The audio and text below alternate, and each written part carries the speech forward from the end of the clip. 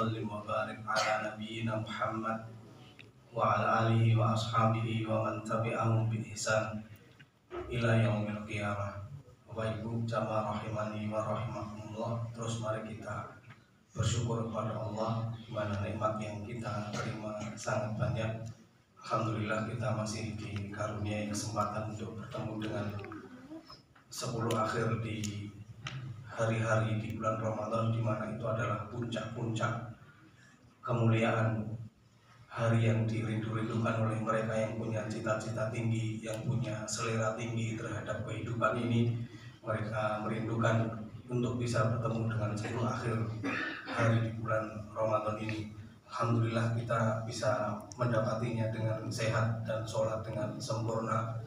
Ya, kata Nabi, man qama ma'al imam hatta yansurif kutiba lahu qiyamul lailah. Barang siapa yang sholat malam, yakni sholat tarawih sampai tuntas, maka ditetapkan baginya pahala seolah-olah dia sholat malam semalam suntuk.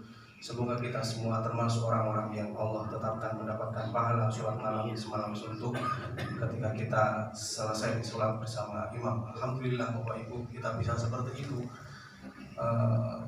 Saudara kita, takmir masjid kita, Pak Danang Arbuko, malam hari ini tidak bisa ke masjid, bahkan semalam tidak bisa ke masjid karena tidurnya tidak lagi di rumah tetapi di kliniknya dokter. Maka selipkan untuk Pak Nanang doa-doa terbaik kita sehingga Pak Nanang kembali sehat dan bisa kembali berjamaah bersama kita. Maka ini nikmat bagi kita yang sehat, nikmat yang luar biasa. Mau kita tebus pakai apa, nggak bisa. Bapak Ibu jamaah rahimani wa rahimakumullah, ini 10 hari yang terakhir artinya kita bertemu puncak emasnya Ramadan, tetapi di satu sisi juga Ramadan akan pergi. Sebagaimana mas-mas yang bertugas di sini tadi, Mas Mulia, ini malam terakhir di sini. Insya Allah besok sudah kembali ke markas, sudah kembali, sudah tidak bertugas. Begitu pula Mas Anugrah, kecuali kalau tahun depan panjenengan sudah siapkan istri untuk mas-mas ini, kita cantol mereka di sini sehingga nanti bisa jadi imam kita lebih panjang, Bapak Ibu. Kita siapkan, Bapak Ibu, diikat. Bapak Ibu jamaah rahimani wa rahimakumullah. Pripun Bu? Seneng apa mboten ada mantu sing wonten ing ibu? Insyaallah. Oke, mboten sah terkaltep wis aman. Ya Bapak Ibu jamaah rahimani wa rahimakumullah, kembali ke tema yang saya bawa beberapa waktu yang lalu. Kita sudah ada 2 tema di bulan Ramadan yang juga disebut dengan bulan ampunan. Di pertemuan yang pertama kita bahas pentingnya ampunan, yakni karena kita pasti kembali kepada Allah. Bayangkan kalau kita kembali kepada Allah, dan semua orang pasti kembali kepada Allah, nggak ada tempat lari.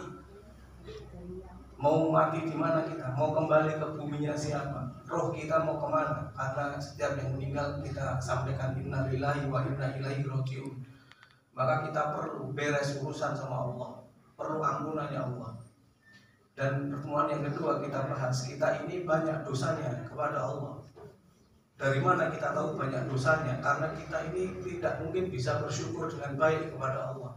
Allah Ta'ala akan tanyakan nanti di hari akhir, tsumma latus'alunna yauma idzin 'anil na'im. Sungguh kami akan tanyakan kepada kalian hari ini, kapan itu? Nanti di hari kiamat, 'anil na'im, tentang nikmat-nikmat, semua nikmat. Maka pertemuan yang lalu kita sampaikan, di antaranya Rasul itu singkatkan 4 nikmat ini dengan 4 pertanyaan. Waktunya, umurnya itu habis untuk apa? Kemudian ilmunya ini yang dia tahu dari ilmu agama itu dia amalkan atau tidak. Yang ketiga, tentang hartanya, dapatnya dari mana, habisnya untuk apa.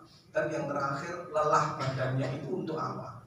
Ini kira-kira kalau yang datang di sini sepekan yang lalu saya tanyakan, kira-kira jawabannya raportnya merah atau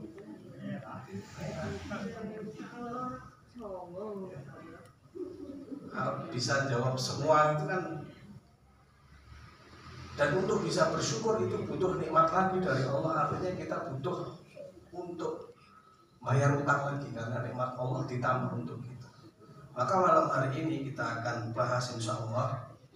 Kalau kita sudah tahu kita butuh ampunan Allah dan kita punya banyak dosa yang perlu diampuni oleh Allah, maka di malam hari ini akan saya bahas secara singkat apa makna ampunan Allah. Kadang kita sering meminta ampunan, meminta maghfirah. Maghfirah itu artinya apa Bapak Ibu? Ya, pasti jawabannya cuma ampunan begitu saja kan. Nah, kita akan lihat mana maghfirah yang diterangkan oleh para ulama. Jadi biar jelas gitu, kita itu benar-benar butuh yang namanya maghfirah. Kata para ulama, maghfirah ini bahasa Arab atau Indonesia atau Jawa Pak? Arab. Maka kita harus tahu apa makna maghfirah berdasarkan ilmu tata bahasa Arab. Kata para ulama, maghfirah itu berasal dari kata al-mighfar. Nama al-mighfar. Mighfar itu artinya adalah helm besi yang digunakan untuk para pejuang ketika mereka berperang. Yang namanya mighfar itu harus terpenuhi dua syarat. Tadi nama mighfar, helm yang digunakan untuk berperang. Harus ada dua fungsi. Fungsi pertama untuk menutupi kepala. Dan itu belum cukup. Yang namanya helm perang, helm tempur, ada fungsi yang kedua, yakni dia bisa melindungi dari sabetan pedang. Ini kata para ulama, Ibnu Qayyim mengatakan demikian. Jadi al-mighfar itu bermakna helm tempurnya para prajurit yang fungsinya dua, menutupi dan melindungi. Beliau mengatakan, maka kopiah itu tidak bisa disebut mighfar karena dia hanya menutupi. Kalau pakai kopiah disabet pedang gimana Pak? Kayak belah kepalanya. Dari sini kita tahu bahwasannya kita butuh maghfirah berarti butuh dua hal. Yang pertama, Allah tutupi dosa kita. Ini yang pertama. Allah tutupi aib kita. Allah tutupi keburukan-keburukan kita fid dunya wal akhirah. Kata para ulama, jika seandainya dosa itu punya aroma, ulang panjenengan kalau bikin dosa, dosanya itu punya aroma. Paham gini? Jadi sesuatu itu terkadang bisa kita ketahui dari aroma. Tonggone goreng gereh, padahal ketutupan tembok, kok bisa tahu gorengnya gereh? Aromanya. Ada yang gelegean gitu. Bareng makan, kok ngerti kok makan dari aromanya. Kata para ulama, perhatikan ini Pak, ini bukan untuk guyon ini, untuk menjelaskan sebuah hakikat. Kalau seandainya dosa itu punya aroma, contoh, dosa rasan-rasan itu seperti makan apa? Bangkai saudaranya. Kira-kira niku gambreng apa mboten, Pak? Seandainya seseorang itu dirinya itu, saya punya teman dulu waktu di Jogja serumah begitu ya. Serumah itu dokter bedah, namanya dokter Wawan. Dia pernah ikut pembedahan. Jadi kalau ada mayat gitu kadang ikut otopsi. Yang paling bau yang namanya bangkai itu bangkai manusia. Harus lapis-lapis ini maskernya. Bayangkan kalau itu kita makan. Bagi yang senang rasan-rasan, kalau ini setiap kali kita makan bangkai saudara kita gambreng, kira-kira ada orang yang mau deket sama kita enggak? Maka para ulama mengatakan, jika seandainya dosa itu punya aroma, niscaya tidak ada yang sanggup dekat dengan saya. Panjenengan tidak mungkin mau dengerin saya ngomong, tidak mungkin, mesti ditinggal saya, pasti. Itu karena pertama Allah tutup aib, ditutup. Manusia nggak ngerti, ternyata fulan gini, nonton ini, nonton itu. Coba kalau seseorang nih bapak ibu, dosa itu ketulis nang gurine ana papan bar, wis tau maling, wis tau ora salah, wis tau ora poso, nonton film porno, ketok kabeh mripun. Orang akan arep arep bisnisan karo wong ku ya pikir-pikir gaweane kaya ngono. Tapi Allah tutup.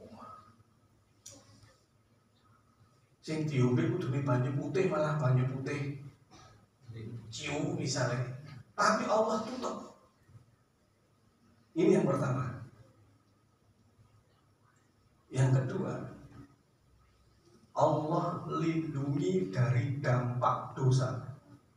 Setiap dosa itu punya dampak. Setiap dosa itu punya efek samping.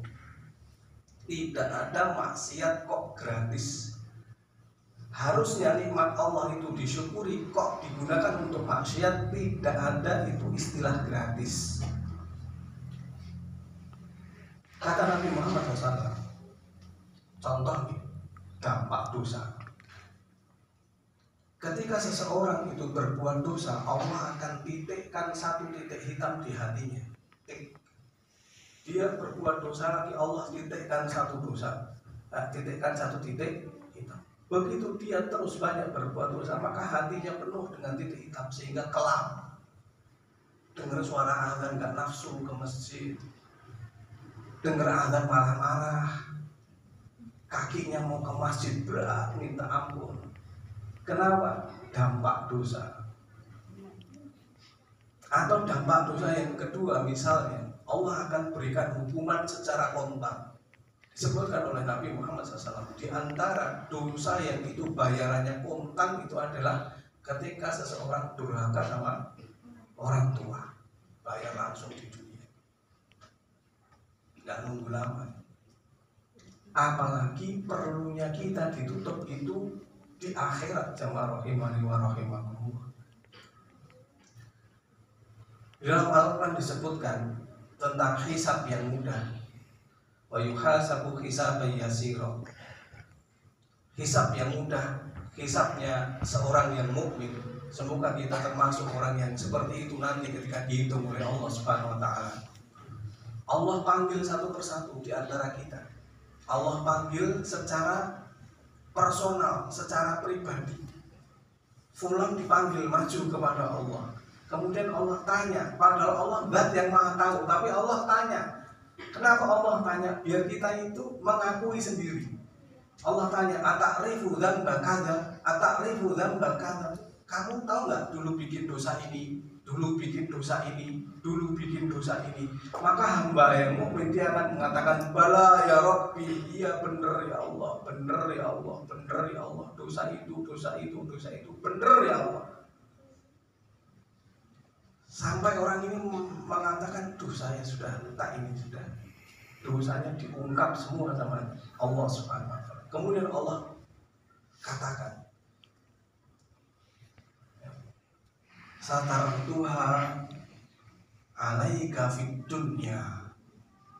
Aku tutup dosa itu di dunia. Orang nggak ngerti kalau kamu itu suka maksiat ini, maksiat itu, dosa ini, dosa itu. Orang di dunia nggak ngerti. Tadi nggak bau, tadi nggak ngabreng, tadi. Wa ana, kata Allah, dan aku astaghfiruha lakal yaum, dan aku ampunkan dosamu sekarang juga, di hari ini. Tutup sudah diputihkan sama Allah. Selain sidangnya sidang pribadi, efek dosanya dihapus oleh Allah. Itu mana maghfirah, ditutup dan dilindungi dari dampak buruk. Beda dengan orang-orang yang celaka, mereka akan disidang di hadapan khalayak umum. Fulan demikian, fulan demikian. Ya, dalam sebuah ayat disebutkan, afala ya'lamu idza bu'thira ma fil qubur. Apakah kalian tidak tahu ketika kubur itu dibongkar, wa hussila ma fis sudur, dan dibongkar seluruh isi hati. dibongkar seluruh rahasia-rahasia. Oleh karena Rasul SAW pernah mengabarkan nanti akan ada orang-orang yang masuk ke dalam neraka sebelum para penyembah berhala, yakni mereka yang berdakwah, mereka yang membaca Al-Quran, mereka yang berjihad di jalan Allah, dan mereka yang suka sedekah. Di dunia mereka dikenal sebagai pendakwah, pembaca Al-Quran, mujahid, dan orang yang suka berderma. Tapi Allah bongkar isi hatinya di akhirat. Diketahui khalayak umum ternyata niatnya hanya pengen disebut alim, pengen disebut qari, pengen disebut pahlawan, dan pengen disebut wong lomo. Dibongkar. Di dunia nggak ada yang tahu itu. Maka jamaah rahimani wa rahimakumullah, kadang kita juga punya niat yang tidak lurus, kadang kita kurang ikhlas, maka kita butuh ampunan Allah. Kita butuh ditutupi dosa kita. Selain ditutupi, kita butuh dihapuskan dari efek buruk dosa kita. Semoga kita semua termasuk orang-orang yang mendapatkan maghfirah dari Allah Subhanahu wa taala.